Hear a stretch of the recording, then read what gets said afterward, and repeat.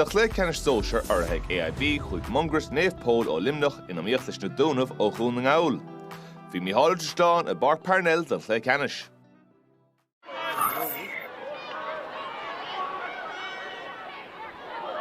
Rís na Dúnaibh Sláine trígadí Cuomh McLaughlin Tesher score an count on Ibrahim agus idir an son ag an Van Laur Parka McLaughlin ag aimsú trí negadóis sí bhadón cúlach fán rath irthaí McKenna fósadó lasmá agus leisigtá Jane Casey dul gine go duine deisantá ag Mungret Naomh Pól blochál má déint an son bhí seansantá ag níomh O'Keefe tá sé methar an trasná ag deire.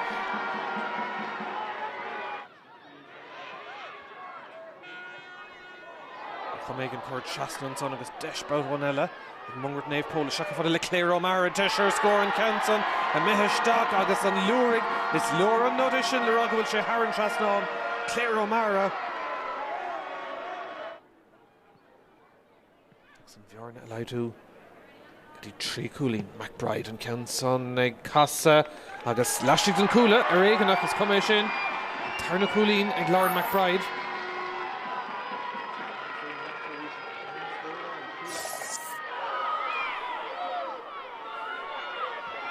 O'Mara, Nation Captain on your Ryan. Passion gan of Untag, better going to broker and turn ears and son of Toshe and son. If Fiona Morris, Dirk Sugar Park and pass took a last Motosh Shancer, Coolin agus Bader, scoring Clegadisha, Egg Mungret Naomh Pól.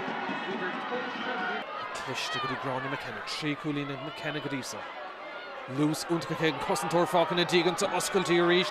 Agus Mungret Naomh Pól, Chuck McKenna, Goni Leshan Tas Ogan Counter, Ibrahim Stack. Agus an where well idir gá chóir le háisiad. Well ag deire ní léon ceisfé. Morrissey ríist. De freak dent an hana sé staach an a spraga in san tarna le.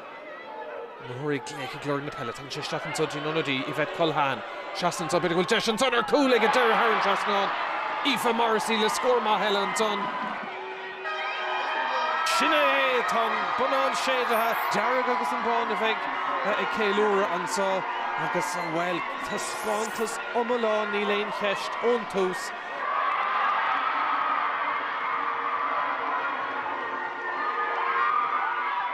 It's actually a dream come true.